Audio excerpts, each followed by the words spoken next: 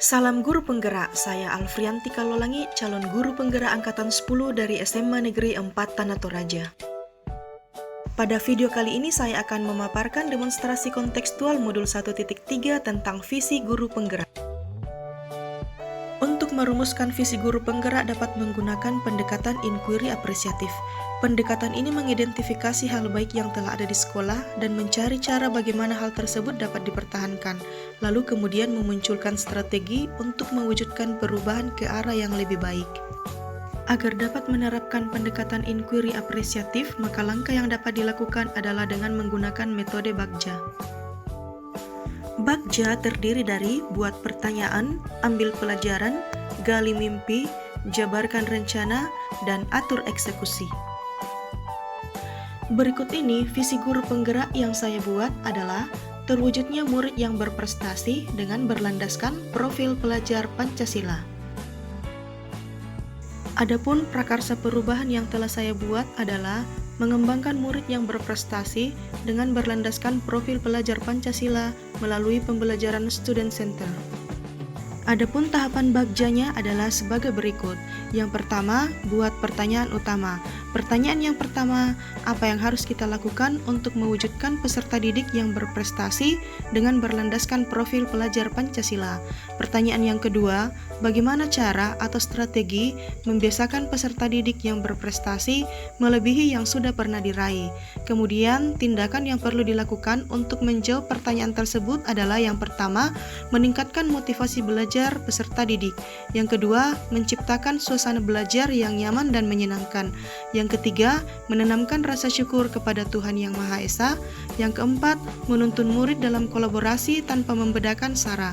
Dan yang kelima adalah selalu mendukung murid untuk meningkatkan prestasinya. Yang kedua adalah ambil pelajaran dengan pertanyaan yang pertama, apa tindakan yang dapat dilakukan agar murid berprestasi dengan berlandaskan profil pelajar Pancasila? Yang kedua, apa saja daya dukung yang tersedia? Kemudian tindakan yang dilakukan untuk menjawab pertanyaan tersebut adalah yang pertama, mencari referensi dari berbagai sumber tentang metode pembelajaran yang menyenangkan dan berpihak pada murid. Yang kedua, menggali informasi, wawancara, survei, pengalaman, dan pendapat dari murid, guru, kepala sekolah, pengawas, orang tua wali murid maupun tokoh masyarakat.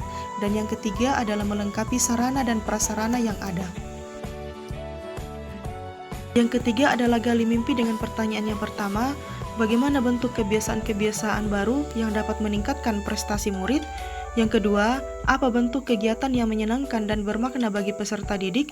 Yang ketiga, apa dampak positif yang akan didapat jika pembelajaran yang berpihak pada murid terwujud dan berjalan dengan baik?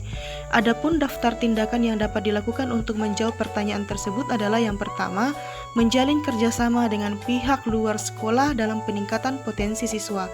Yang kedua, pembelajaran yang inovatif dan bermakna. Yang ketiga, pemanfaatan teknologi dalam pembelajaran. Dan yang keempat adalah kolaborasi dengan kepala sekolah, teman sejawat, murid, orang tua wali murid, dan komunitas praktisi. Yang keempat adalah jabarkan rencana dengan pertanyaan yang pertama, apa tindakan dan kegiatan yang mendukung terwujudnya murid yang berprestasi dengan berlandaskan profil pelajar Pancasila? Yang kedua, bagaimana menjaga konsistensi dan semangat baik guru maupun murid untuk dapat terus berprestasi? Adapun tindakan yang dapat dilakukan untuk menjawab pertanyaan tersebut adalah yang pertama, membentuk teamwork yang solid antar guru, kepala sekolah, teman sejawat, murid, orang tua wali murid, dan komunitas praktisi. Yang kedua, melakukan pembelajaran yang inovatif dan variatif, serta memanfaatkan teknologi digital.